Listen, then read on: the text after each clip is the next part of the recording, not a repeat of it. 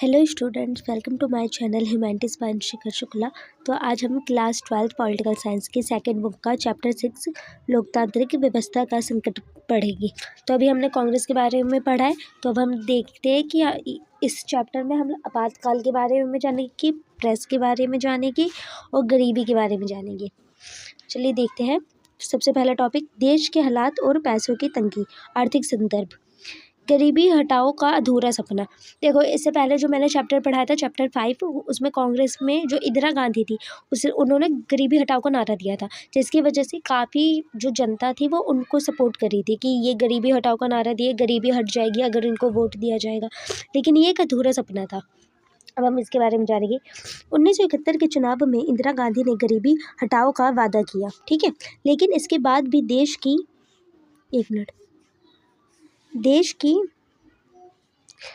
माली हालत, मतलब पैसों की जो स्थिति थी वो सुधरी नहीं। लोगों को लगा था कि अब अच्छे दिन आएंगे, लेकिन असल में गरीबी और ज़्यादा बढ़ गई, जिससे जनता में सरकार के लिए नाराज़गी फैलने लगी। कि देखिए, अब जो नेता थे, जो प्रधानमंत्री बनी वो इंदिरा गांधी, अब उन्होंने जो प्रॉमिस किया है कि हम गरीबी हटाएंगे, तो वो चीज़ें करना भी तो चाहिए। लेकिन उन्होंने वो चीज़ करी नहीं थी और गरीबी हटी भी नहीं। और गरीबी नहीं हटी तो जनता जो थी वो नाराज़ हो गई कि भाई इन्होंने तो एक तो वादा कर दिया और ऊपर से चीज़ें भी नहीं करी। बांग्लादेश संकट का असर। 1971 के युद्ध के समय पूर्वी पाकिस्तान से लगभग 80 लोग शरणार्थी का मतलब कि वह लोग जो मुसीबत में अपना देश छोड़ के दूसरे देश में पनाह लेते, कि युद्ध हुआ इन दो देशों का, और ये जो देश की जो जनता है वो इस देश में आ जाएगी। शरण मतलब आना, ठीक है। भारत में आ गए इतने सारे लोग। अब 80 लाख लोग आए थे, ठीक है। इतने सारे लोगों के खाने पीने और रहने का बोझ, भारत की अर्थव्यवस्था, देश के पैसे का हिसाब किताब, भारत की अर्थव्यवस्था, राष्ट्रीय अर्थव्यवस्था यही होती है देश के भी पैसों का जो हिसाब किताब होता है, पर पड़ा, जिससे देश में पर कर्जा बढ़ गया। अब इतने सारे लोग आए भारत में, है ना, 80 लाख लोग आए। अब ये भारत में ही रहेंगे तो भारत का जो अर्थव्यवस्था है वो डगमगा गई। एक तो पहली बात, गरीबी हटाओ का सपना अधूरा रहा, गरीबी भी नहीं हटी, और ऊपर से 80 लाख लोग आए थे उसमें भी, और युद्ध में भी इतने पैसे लग रहे थे। चीज़ों का दाम आसमान पर। अब देखो, अब चीज़ें अगर कम है, कोई चीज़ अगर कम है तो इसका दाम बहुत ज़्यादा होता है। जैसे हीरे का दाम देखो, अब हीरा कम है तो उसका दाम बहुत ज़्यादा है। कोई भी चीज़ें अगर कम है तो उसका दाम काफ़ी ज़्यादा रखते हैं, जिससे वो चीज़ें उतनी जल्दी ना ले पाए। और उस टाइम पे गरीबी भी बहुत थी। अंतर्राष्ट्रीय बाजार में तेल की कीमतें बहुत ज़्यादा बढ़ गई। अब कोई चीज़ अंतर्राष्ट्रीय लेवल पे होगा, वो चीज़ें हर देश में चीज़ें होगी, है ना।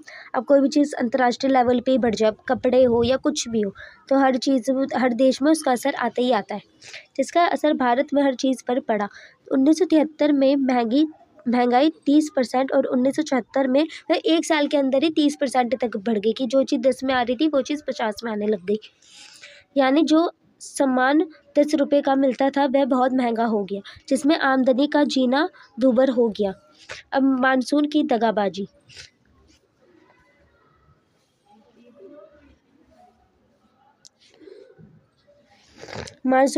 थी।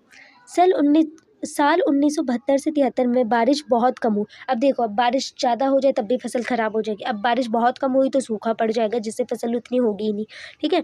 जिससे खेत में फसलें सूख गई और पैदावार में 8% की भारी कमी आई।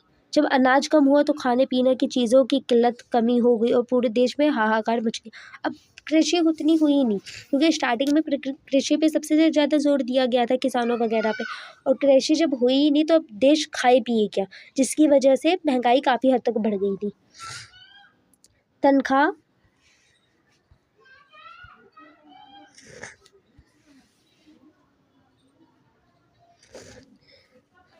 तनख्वाह पर रोक।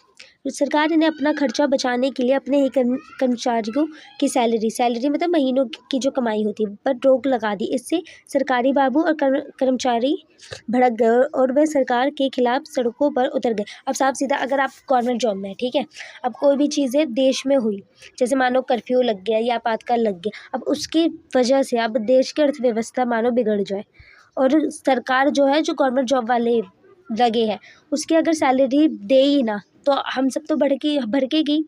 अगर आप गवर्नमेंट जॉब में और आपको ये सारी चीज़ें ना मिले तो आप भड़कोगी। वैसा ही हुआ, जब कर्मचारी भड़के तो वो लोग सड़कों पे उतर गए इन सारी चीज़ों के चक्कर में। नक्सलवादी आंदोलन, इसी दौरान कुछ ऐसे लोग भी सामने आए जो वोट की राजनीति में यकीन नहीं रखते थे। अब काफ़ी लोग होते जो चीज़ों पे यकीन नहीं रखते, तो वो वोट की जो राजनीति थी उस पर यकीन नहीं रखते थे नक्सलवाद, और हथियारों के दम पर व्यवस्था बदल लेना चाहते थे, हिंसकवादी वगैरह। इन्हें नक्सलवाद कहा गया, जो खासतौर पर पश्चिम बंगाल और बहुत सक्रिय काम में जुटे हुए थे। कि मतलब जो अर्थव्यवस्था मतलब जो राजनीति व्यवस्था वगैरह होती है वो हथियारों के दम पर बदल लेना चाहिए, ना कि ये वोट, ना कि मतलब जनता की ना, एक मिनट, जनता की ना सुनो और हथियारों के उस पर रखो। अब छात्रों का गुस्सा क्या था, अब हम ये भी देखेंगे। और जेपी का आना, गुजरात के छात्रों का मोर्चा। जनवरी 1974 में गुजरात के कॉलेजों के छात्रों ने खाने के बढ़ते दाम, क्यों खाने के काफ़ी दाम बढ़े थे, और बड़े अफसरों के भ्रष्टाचार, रिश्वत लेना या गलत काम करना के खिलाफ आंदोलन छेड़ दिया, जो भ्रष्टाचार हो रहा था। यहाँ गुस्सा इतना बढ़ा कि वहाँ की सरकार गिर गई और राष्ट्रपति शासन जब राज्य की सरकार हटाकर केंद्र का राज लगाना पड़ा। ये कहाँ पे हुआ था? गुजरात में। जो वो होते थे टीचर्स वगैरह, जो स्कूल कॉलेजों के जो टीचर्स थे वो भ्रष्टाचार कर रहे थे स्टूडेंट्स पे, कि मतलब रिश्वत लेना कि आपको अगर पास होना है तो आप पैसे दो, है ना। इन सारी चीज़ों के से स्टूडेंट्स काफ़ी भड़क गए, क्योंकि अगर मानो कोई एक पढ़ा लिखा बच्चा है, एक मिनट, एक बच्चा अगर बहुत पढ़ा लिखा है ना, एक पढ़ के आया और एक इतना पढ़ के नहीं आया मानो, है ना, अब ये पास हो जाए, ठीक है, और ये इसको फेल कर दिया जाए, तो ये तो बेकार बात है। तो इसी चीज़ की वजह से काफ़ी ज़्यादा गुस्सा भड़का था। और तब क्या हुआ था, तब राज्य की जो सरकार थी वो हटकर केंद्र का राज चला, ठीक है। अब बिहार में आंदोलन किया। बिहार में आंदोलन किस लिए हुआ, अब हम ये देखते हैं। मार्च 1974 में बिहार के छात्रों ने भी महंगाई, क्योंकि महंगाई काफ़ी बढ़ रही थी, महंगाई और बेरोजगारी के खिलाफ प्रदर्शन शुरू कर दिया। प्रदर्शन मतलब चीज़ें वो नहीं होता, जैसे कोई भी चीज़ होती है तो हम सड़क पर उतर जाते हैं कि ये चीज़ रोको, वही। उन्होंने जयप्रकाश नारायण जेपी को अपना नेता बनाने के लिए बुलाया, क्योंकि वो लोग काफ़ी ये था कि जेपी है, जयप्रकाश नारायण, वो काफ़ी एजुकेशन के लिए चीज़ें सही करेगी, जो उस वक्त राजनीति छोड़ चुके थे। अब जयप्रकाश जो नारायण थे वो राजनीति छोड़ चुके थे, लेकिन जो बिहार के जो छात्र थे, बिहार के जो स्टूडेंट्स वगैरह थे, वो चाहते थे कि वो आए। उस टाइम पे महंगाई बेरोजगारी इतनी बढ़ी हुई थी। जेपी की संपूर्ण क्रांति, जेपी ने शर्त रखी कि ये आंदोलन पूरी तरह अहिंसक मतलब हथियारों का यूज़ नहीं होना चाहिए, ठीक है। हम शांति से अगर आंदोलन करें तो मतलब हम लोग वो मतलब ये कर सकते हैं कि ये चीज़ रोको, हम लोग हथियार नहीं उठाएंगे कि हम लोग मार काट करें। मार काट में हिंसक होता है, बिना किसी मार पीट के होगा। उन्होंने संपूर्ण क्रांति का नारा दिया, जिसका मतलब था कि हमें सिर्फ सरकार नहीं बदलनी बल्कि पूरे समाज और व्यवस्था को जड़ से बदलना है।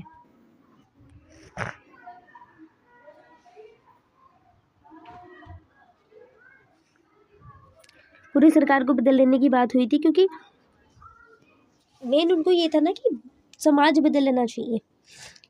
रेलवे की बड़ी हड़ताल देखेगी। 1974 में रेलवे के कर्मचारियों ने अपनी मांगों को लेकर पूरे देश में काम बंद कर दिया, कि अब जो इनकी मांगे हैं उनको प्रायोरिटी रखी और सारी चीज़ें बंद कर दी। इसे हड़ताल काम रोककर विरोध करना कहा गया, जिससे ट्रेनों का चलना बंद हो गया और देश का व्यापार पूरी तरह ठप पड़ गया। रेलवे के जो कर्मचारी थे वो अपना काम छोड़ के आंदोलन कर रहे थे, जो कि सही भी चीज़ थी। और लेकिन इससे सबसे बड़ा नुकसान क्या हुआ था कि पूरी जो देश की जो व्यापार था वो ठप पड़ गया, क्योंकि आप अगर काम ही छोड़ दोगे तो जो वो ट्रेन चल रही है ना, अब ट्रेन से काफ़ी लोग हैं, वो लोग जाते हैं, तो वही चीज़ें जब बंद हो गई तो देश को काफ़ी नुकसान भी हुआ। संसद मार्च 1975 में जेपी ने दिल्ली में एक बहुत बड़ा जुलूस निकाला जिसे संसद मार्च कहा गया। इसमें लाखों लोग शामिल हुए और विपक्षी पार्टी ने जेपी को इंदिरा गांधी के मुकाबले एक मजबूत नेता के तौर पर पेश किया, क्योंकि जो इंदिरा गांधी थी वो भी मजबूत थी, क्योंकि इंदिरा गांधी को इतने सारे वोट मिले थे क्योंकि ये गरीबों के साथ थी, है ना। लेकिन इन्होंने जो नारा था वो सपना, मतलब वो इन्होंने पूरा किया ही नहीं था। तो काफ़ी लोग ये माने कि जो इंदिरा गांधी है उनसे ये ज़्यादा पावरफुल नेता बनेगी। कौन पावरफुल नेता बनेगी? जयप्रकाश नारायण। सरकार का विरोध। इंदिरा गांधी का मानना था कि ये सारे आंदोलन उनके खिलाफ व्यक्तिगत सिर्फ एक इंसान से नफरत तौर पर किए जा रहे हैं। उन्हें लगा कि यह आंदोलन देश की तरक्की करने से रोक रहा है। अब हर को था कि देश की तरक्की होगी। जैसे छात्र आंदोलन जो कर रहे थे, है ना, उनका बिहार के छात्रों को क्या था कि महंगाई काफ़ी बढ़ी है। गुजरात के उनको क्या था कि जो टीचर्स वगैरह जो भ्रष्टाचार कर रहे हैं वो सारी चीज़ें नहीं होनी चाहिए, रिश्वत वगैरह नहीं होनी चाहिए स्कूलों में। तो जब जयप्रकाश नारायण को चुना गया तो जो जयप्रकाश नारायण थे उनका क्या था कि अहिंसक आंदोलन हो और पूरे समाज का भला हो। वो जब एक चीज़ का भला नहीं कर रहे थे कि या स्टूडेंट्स का हो जाए या कर्मचारी का हो जाए, किसी एक पे जाए, वो सबका भला चाह रहे थे, ठीक है। लेकिन इंदिरा गांधी यहाँ पर क्या वो कर रही थी कि ये बस हमसे नफरत निकाल लेना चाहते हैं, मतलब कि ये एक इंसान से ही नफरत के तौर पर किया जा रहा है और ये जो आंदोलन है उसे देश की तरक्की नहीं होगी। अदालत और सरकार के बीच ठन गई।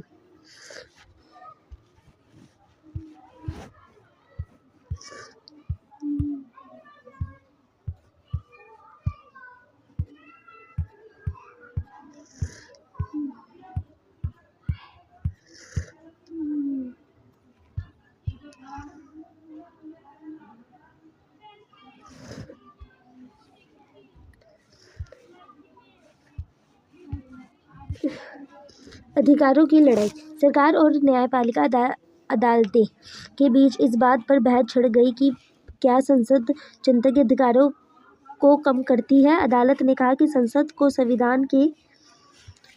संविधान के बुनियादी ढांचे को बदलने का कोई हक नहीं है। अब इसमें क्या हुआ था कि जो संविधान है, जो संसद वगैरह है, वो हमारी जो जनता है उसी की जो अधिकार है उसको क्या कम करेगी। तो तब बात ये हुई थी कि संसद का जो संविधान है कि वो उनको कोई नहीं बदल सकता। जो मतलब आज़ादी के टाइम जो संविधान हमारा लिखा गया था उसका बदलने का अधिकार किसी को नहीं है, ठीक है। और सरकार और न्यायपालिका के बीच बहस छिड़ी थी कि क्या पता है, क्योंकि काफ़ी आंदोलन थे। जयप्रकाश नारायण चाह रहे थे कि चीज़ें सही हो, समाज का भला हो, ठीक है। तो बहुतों को था कि क्या बोलते हैं कि सरकार क्या बता अधिकारों को कम ना कर दे, क्योंकि लोकतंत्र व्यवस्था थी, जनता के द्वारा ही चीज़ें सुनी जाएगी। और जो नक्सलवाद था उसको ये था कि हथियारों से सुनना चाहिए, हथियारों से वो व्यवस्था बदलनी चाहिए।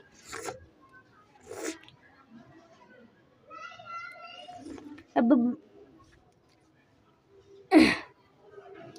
बुनियादी ढांचा क्या है? बुनियादी ढांचा वो खास नियम जिन पर पूरा संविधान टिका है ना। जो संविधान आपने देखा होगा तो उसमें आर्टिकल होते हैं, इसको ये अधिकार है, इसको ये अधिकार है, सबों के अधिकार लिखे हैं, समानता, स्वतंत्रता, वही चीज़ है। और इन पे सभी का अधिकार होता है। के बारे में केशवानंद भारती नाम के मशहूर केस में फैसला आया। कोर्ट ने साफ कह दिया कि सरकार कुछ भी कर ले पर संविधान की मुख्य बातों से छेड़छाड़ नहीं कर सकती। अब जो देश है उसे कौन चलाता है? सरकार चलाती है। और जो संविधान लिख चुका है उसे सरकार तक नहीं बदल सकती, ठीक है। जजों की नियुक्ति पर बदलाव। 1973 में सरकार ने पुरानी परंपरा को तोड़ते हुए 3 सीनियर जजों की जगह A.N. रे को मुख्य न्यायाधीश, सुप्रीम कोर्ट का सबसे बड़ा जज बना दिया था। कि मतलब पुरानी जो परंपरा थी 1973 वाली उसको तोड़ा था, और जो सरकार थी और सरकार ने इनको A.N. रे को मुख्य मतलब सुप्रीम कोर्ट का सबसे बड़ा जज बना दिया। बताओ कि सरकार अब अदालतों को भी अपने इशारों पर चलाना चाहती थी। कि सरकार का क्या था कि अपने जो अदालत वगैरह है, जो सुप्रीम कोर्ट है, वो सरकार के हिसाब से चले। इंदिरा गांधी का चुनाव रद्द। 12 जून 1975 1975 को इलाहाबाद हाई कोर्ट ने फैसला सुनाया कि इंदिरा गांधी का 1971 का चुनाव अवैध, जो कानून सही ना हो था। अदालत ने कहा कि उन्होंने चुनाव प्रचार में सरकारी कर्मचारियों की मदद ली थी, जो कि गलत था। मतलब जो चुनाव हुआ था, वो लोग, जो इंदिरा गांधी थी, वो कर्मचारियों की मदद ली थी कि मतलब हमें वोट करो, इस टाइप में, ठीक है। जो मतलब नहीं करना होता, क्योंकि जनता जो होती है उन्हें अपने हिसाब से ही वोट करना होता है ना, कि जो सी पार्टी उन्हें सही लगे, या क्योंकि जनता को ही वोट करने का अधिकार है। लेकिन जो इंदिरा गांधी थी उस टाइम पे उन्होंने वो ली थी, क्या बोलते हैं, मदद ली थी, जिसकी वजह से वो एक तरह से फंस गई, और उनका जो चीज़ें था उसे रद्द कर दिया गया कि इन्हें प्रधानमंत्री नहीं होना चाहिए। कुर्सी जाने का डर, अब साफ से तब इंदिरा गांधी थी, अब इंदिरा गांधी जी को भी कुर्सी जाने का डर लगा कि वो प्रधानमंत्री से हट जाएगी, ठीक है। इस फैसले का मतलब था कि इंदिरा गांधी अब प्रधानमंत्री नहीं रह सकती थी, क्योंकि इतने टाइम से थी, क्योंकि इंदिरा गांधी लगातार जीत रही थी। मतलब सिंडिकेट जो था वो इतना पावरफुल था। इससे पहले वाले हमने चैप्टर में पढ़ा है, तो वो नहीं पढ़ा होगा। जिसको देखना है तो वो वाली वीडियो ज़रूर देखिएगा, मैं उसका डिस्क्रिप्शन लगा दूँगी।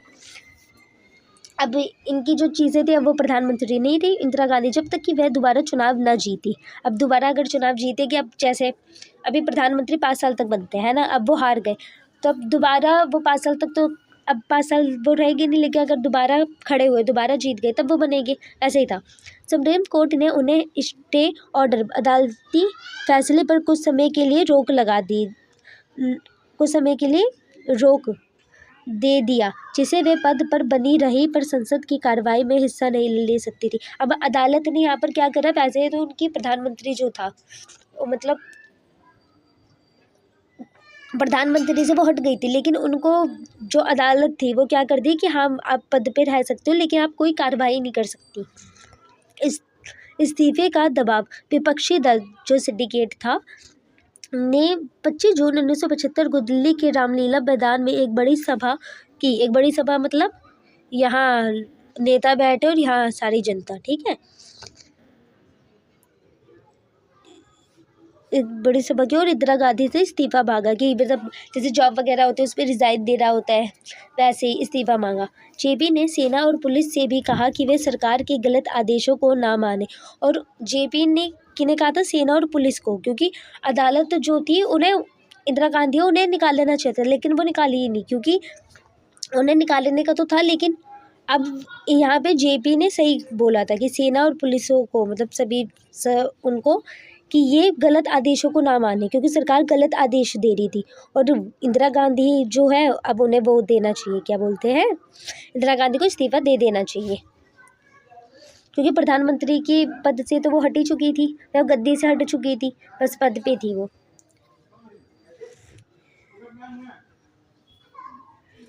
आपातकाल, देश में तालाबंदी। अब देश में तालाबंदी हम देखेंगे। 25 जून की काली रात, ये काफ़ी बार आता है क्वेश्चन पेपरों में। सरकार ने आंदोलनों को रोकने के लिए अनुच्छेद 352 के तहत आपातकाल का मतलब देखिए, एक ऐसी स्थिति जब सरकार के पास सारी ताकतें आ जाती है, की घोषणा कर दी। आपातकाल की घोषणा कर दी थी। सरकार ने कहा कि देश में आंतरिक गड़बड़ी होने वाली है, इसलिए ये ज़रूरी है नेताओं की धरपकड़। इसमें क्या होता है आपातकाल में, कि देश में कर्फ्यू वगैरह लगा देते हैं ना, वैसे ही कि आप घरों में रहोगी। जैसे ही आपातकाल लगा, रातों रात विपक्षी दलों के बड़े बड़े नेताओं को जेल में डाल दिए गए। और देखो कितनी गलत बात है। अब यहाँ जो इंदिरा गांधी थी, है ना, वो जो विपक्षी दल था उसमें काफ़ी पावरफुल नेता थे जो आज़ादी के टाइम पर थे, अब उनको ही जेल में डाल दिया गया था। सरकार का मकसद था कि कोई भी उनके खिलाफ आवाज़ ना उठा सके, क्योंकि इन्होंने क्या कहा था कि अब सरकार ने इससे पहले चीज़ें घटिया भी करी है, कि जब इंदिरा गांधी प्रधानमंत्री से हट चुकी है तो उन्हें पद से तो निकाल लेना चाहिए, लेकिन पद पे रखा, और बल्कि ये कह दिया कि संसद का भले कोई काम ना करे लेकिन पद पे रह सकती है। तो अभी जो विपक्षी दल था वो क्या करा, सभा बुलाई और वो कह दिया कि इस्तीफा देना चाहिए, और सभी को ये कहा कि सरकार की वो बातें ना माने। अब आपातकाल क्यों लगा है 25 जून को, देखा जाए तो जो विपक्षी दल है उसको ही जेल में डाल दिया, बस कि वो सरकार के कानूनों को तो पालन कर रही नहीं है ना। अब कोई भी चीज़ें हैं वो सरकार चाह रहा है, और अगर जनता ना करे तो सरकार घटिया काम कर देती है। कि करना पड़े उन सबको, वही था। सरकार का मकसद था कि कोई भी उनके खिलाफ आवाज़ ना उठा पाए। बल्कि ऐसा नहीं होना चाहिए, क्योंकि अगर लोकतांत्रिक व्यवस्था हमारे भारत में है तो सरकार को जनता के हिसाब से ही चीज़ें करनी चाहिए। लेकिन यहाँ एकदम ही उल्टा है, अखबारों का मुंह बंद। अब जो चीज़ हम चाहते हैं छुपवाना, है ना, वो नहीं छुप पा रही थी आपातकाल में। दिल्ली के अखबारों के दफ्तरों की बिजली काट दी गई। बिजली क्यों काटेगी? अखबार ही ना छपे, है ना, ताकि वह सुबह खबरें ना छप सके। प्रेस सेंसरशिप, जब कुछ भी छापने से पहले सरकार की इजाज़त लेनी पड़े, लगा दी गई, जिससे अखबारों की आज़ादी ख़त्म हो गई। अब अखबार में क्या होता है, आपको जो चीज़ छपवानी है आप वो छपवा सकते हो। मानो कोई किडनैप हुआ है, उसे अपनी बच्ची छपवानी है तो वो छपवा सकती है। लेकिन यहाँ पर सरकार ने क्या करा कि आपको कोई भी चीज़ छापनी है तो आप सरकार से परमिशन लो तो ये आप छापो। इससे जो अखबार की जो आज़ादी होती है वो छिन गई है, ठीक है। मौलिक अधिकार खत्म। अब देखा जाए जो हमारे अनुच्छेद में जो हमारे मौलिक अधिकार है, समानता, स्वतंत्रता, जो भी हमारे इतने अधिकार है, अब बहुत सारी चीज़ें खत्म हो रही थी इस टाइम पे। लोगों के मौलिक अधिकार, वे हक जो संविधान में हर इंसान को दिए गए, हर इंसान को इक्वल अधिकार है, ठीक है। जैसे छीनने का किसी को नहीं था, सरकार तक को नहीं है। अब पुलिस किसी को भी पकड़ सकती थी और वह इंसान कोर्ट भी नहीं जा सकता था। मतलब इतना बेकार था आपातकाल की। एक तो प्रेस पे पाबंदी, एक बार अखबारों पे चीज़ें कि अखबारों की आज़ादी ख़त्म, मतलब बिजली वगैरह काट देना, है ना। और जो ये सारी चीज़ें मौलिक अधिकार ख़त्म की, मतलब किसी को आपने, कोई भी इंसान है उसको आपने उठाया पुलिस वालों ने और सीधा जेल में डाल दिया। और वो इंसान वहाँ क्या बोलते हैं, कोर्ट तक मैं अपनी गवाही नहीं दे सकता। निवारक नज़रबंदी, सरकार ने निवारक नज़रबंदी कानून का खूब इस्तेमाल किया। इसका मतलब है, निवारक नज़रबंदी का मतलब देखिए कि किसी को इस शक में गिरफ्तार कर लेना कि वह आगे चलकर कुछ गलत कर सकता है, भले ही उसने कुछ किया ना हो। अब इसका मतलब समझते हैं। मानो यहाँ 3 से 4 लोग बात कर रहे हैं, ठीक है। अब सरकार गुजर रही है और वो देख लिया। अब उन्होंने ऐसे ही थॉट क्रिएट किया, अरे थॉट मैंने गलत कर दिया, थॉट क्रिएट किया कि ये लोग जो है वो गलत कर सकते हैं, मतलब फ्यूचर में हमारा कुछ गलत कर सकते हैं। तो मेरा क्या हक है, मतलब सरकार का क्या हक है कि वो जाएगा और इन 3-4 को उठा के जेल में डाल देगी। देखिए कितनी गलत चीज़ है ये, ठीक है। और सरकार ने यही चीज़ें करी थी उस टाइम पे। ज़बरदस्ती की कार्रवाई, आपातकाल के दौरान प्रशासन ने लोगों पर बहुत जुल्म किया। अब जुल्म तो है, जैसे झुग्गियों को उजाड़ना, जो झुग्गियाँ होती है रोडों के साइड, जो एकदम गरीब लोग होते हैं जिन्हें घर वगैरह खरीदने के पैसे नहीं होते, उनकी झुग्गियाँ होती है ना, जो वो खुद से बनाते, अब उनको उजाड़ दिया गया। ज़बरदस्ती नसबंदी, बच्चे पैदा ना करने के लिए ऑपरेशन जो करवाए जाते हैं कि बच्चा पैदा ना हो, उस चीज़ की नसबंदी करवाई गई। इससे लोगों के मन में सरकार के प्रति बहुत खौफ और गुस्सा भर गया। अब इतनी घटिया चीज़ें कोई भी करे तो मेन जनता है उसको क्या होता है, डर लगने लग जाता है। और सही भी बात है, अगर इतना बुरा अभी भी हो तो कितना डर हर किसी में आएगा कि नहीं, हम तो सरकार के लिए कुछ नहीं कर सकते, हमारे तो कोई मौलिक अधिकार है नहीं। क्योंकि मौलिक अधिकार बस लिखे हैं एक कागज़ में, ठीक है, और उसका पालन नहीं हो रहा, ना सरकार कर रही, ना सरकार करने दे रही है। अखबार पे इतनी सारी पाबंदियाँ लगा दी, नसबंदी हो रही है, झुग्गियाँ हट रही है, कितना बेकार था।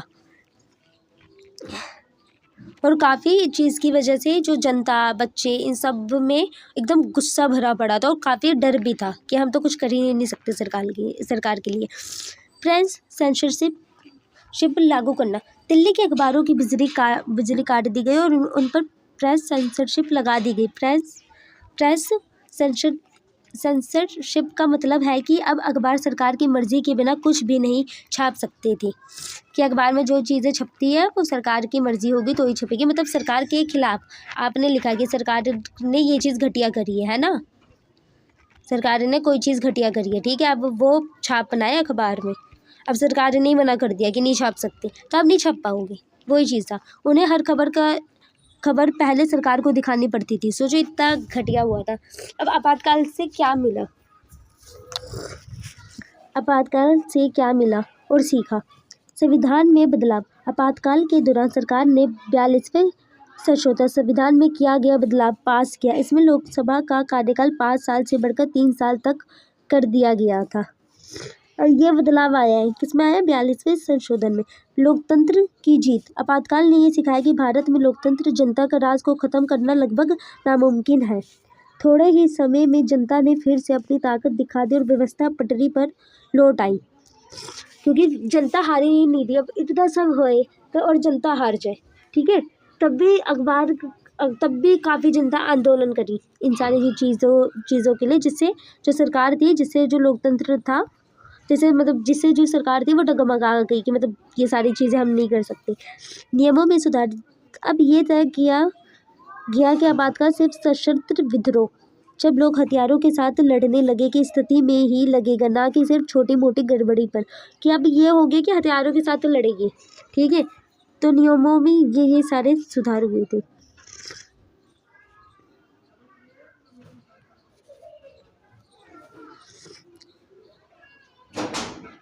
लिखित सलाह ज़रूरी, चीज़ें रिटर्न होनी काफ़ी ज़रूरी थी, ठीक है। अब राष्ट्रपति तभी आपातकाल लगाएगी जब पूरा मंत्रिमंडल, सरकार के मुख्यमंत्रियों का समूह उन्हें लिखित में सलाह देगा। मतलब कोई भी मंत्री है, ठीक है, कोई भी राष्ट्रपति है, वो कब आपातकाल लगा सकता है? जब पूरा मतलब जो जैसे सभा है उसमें जितने भी मंत्री बैठे हैं, हर ने अगर परमिशन दी तो ही आपातकाल लगेगा, वरना नहीं लगेगा। उन्हें लिखित में सलाह देगा। सिर्फ प्रधानमंत्री के कहने पर कुछ नहीं होगा, क्योंकि जो ये सारी चीज़ें हुई थी वो प्रधानमंत्री के कहने पे ही हुई थी। अदालतें हुई सतर्क। आपातकाल के बाद अदालतों ने नागरिक के हक की रक्षा करने में ज़्यादा सक्रिय, मतलब तेजी से काम करने वाली भूमिका निभानी शुरू कर दी, कि नागरिक के लिए रक्षा वगैरह के लिए, ताकि भविष्य में ऐसा दोबारा ना हो। अदालतें जो थी वो लोग नागरिक जनता के लिए चीज़ें करना स्टार्ट कर दी थी कि अब दोबारा आपातकाल जैसी समस्या न है, क्योंकि आपातकाल में कितने सारे नुकसान हुए, ठीक है। पुलिस का राजनीतिक इस्तेमाल। ये भी सामने आया कि पुलिस और प्रशासन स्वतंत्र होकर काम नहीं कर पा रहे थे, वे सत्ताधारी दल के हाथ का खिलौना बन गए। जो सरकार कहती वही पुलिस करता, है ना। वो इनकी एक तरह से हम नौकर मान सकते हैं कि ऊपर से जो ऑर्डर आ रहा है वही लोग कर रहे हैं। वो लोग सही गलत देख ही नहीं रहे थे। जैसे सही गलत देखते हैं ना, कि किसी ने आपको बोला कि ये चीज़ करो तो आप भी तो अपना सही गलत देखोगे, लेकिन ऐसे में ये सारी चीज़ें थी ही नहीं। उनमें ये सब हो गया कि अच्छा सरकार कह रही है तो हमें करना पड़ेगा, वरना हमारी चीज़ों के लिए खतरा है। जनता पार्टी का जन्म। 1977 में चुनाव हुए, ठीक है, और सभी विपक्षी पार्टियां एक होकर जनता पार्टी के झंडे तले आ गई। उन्होंने जेपी का नेतृत्व स्वीकार किया और चुनाव को आपातकाल पर एक फैसला की तरह लड़ा, कि आपातकाल जो हुआ था उस पर लड़ा गया था। कब लड़ा गया था? 1977 में। सभी विपक्षी पार्टी एक होकर जनता पार्टी के झंडे के तले आ गई थी, कि सभी जो विपक्षी पार्टियां थी वो सब जनता की बातें सुनी गई थी। कांग्रेस की करारी हार, क्योंकि कांग्रेस की वजह से इतनी सारी चीज़ें हुई है। आज़ादी के बाद पहली बार कांग्रेस केंद्र में चुनाव हार गई, क्योंकि अगर आप इतना नुकसान करोगे, जहाँ पे आपने इतनी सारी चीज़ें दिखाई और आप इतना सारा नुकसान कर रहे हो, तो वो ये सारी चीज़ें हुई। उसे सिर्फ 154 सीटें मिली। यहाँ तक कि इंदिरा गांधी और उनके बेटे संजय गांधी भी अपनी सीटें हार गए। अब इतना कांग्रेस जीत रही थी, लेकिन इतनी गंदी तरीके से हारी। उत्तर भारत का गुस्सा। बिहार, यूपी, दिल्ली जैसे राज्यों में, क्योंकि देखो दिल्ली की बिजली काटी गई थी, अभी हमने आपातकाल में देखा, है ना। अब गुस्सा तो इन सारी जगह पे आए गई। बिहार, यूपी, दिल्ली जैसे राज्यों में कांग्रेस को एक भी सीटें नहीं मिली, क्योंकि यहाँ पे बहुत सारी झुग्गियाँ हटा दी गई, बिजली काटे अखबार के लिए, नसबंदी, इतनी सारी चीज़ें हुई, तो यहाँ की जनता ने एक भी वोट दिया ही नहीं। यहाँ के लोग आपातकाल की ज्यादतियों, बुरे बर्ताव से सबसे ज़्यादा दुखी थे, ठीक है। अब इतना बेकार हुआ है तो सब दुखी तो रहेगी ही ना। पहली गैर कांग्रेसी सरकार। मोरारजी देसाई प्रधानमंत्री बने, लेकिन पार्टी के अंदर नेताओं में कौन बड़ा को लेकर लड़ाई खींचतान हुई, कि मतलब कौन बड़ा है। मोरारजी देसाई, चरण सिंह, जगजीवन राम के बीच प्रधानमंत्री बनने की होड़ लगी हुई थी। अब ये 3 लोग हैं, ठीक है। अब इसके भी इन तीनों में से कौन प्रधानमंत्री बनेगा। कमजोर और अस्थिर सरकार। जनता पार्टी की सरकार ज़्यादा समय नहीं टिक पाई। जो जनता पार्टी ने जो सरकार बनाई थी वो लंबा टाइम टिकी ही नहीं, क्योंकि उनमें आपस में तालमेल नहीं था। था ही नहीं। उनकी सरकार सिर्फ 28 महीने चली और फिर बिखर गई। मतलब जनता ने, हम लोगों ने जो सरकार बनाई थी वो ज़्यादा चली ही नहीं, क्योंकि वो लोग ज़्यादा कॉर्पोरेट कर ही नहीं पाए कि सबसे मिलकर चलते। इंदिरा गांधी की वापसी, अब फिर वापसी हो गई।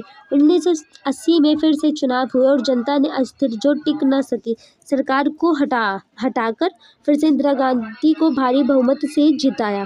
अब जो लोग इंदिरा गांधी को इतना नहीं जिताते, क्योंकि इंदिरा गांधी जो थी वो सपना पूरा करी नहीं, इतना बोली गरीबी हटाओ, नहीं हटी थी गरीबी, इसकी वजह से ही उस टाइम पे तो जनता काफ़ी नाराज़ थी, लेकिन इस टाइम पे जिताया था 1980 में। लोगों ने ये सबक सीखा है कि अगर सरकार आपस में लड़ती रहेगी तो जनता उसे सत्ता से बाहर कर देगी, कि अगर जनता आपस में ही मतलब जो सरकार है वो अगर आपस में ही लड़ेगी तो जो जनता है वो बाहर कर देगी।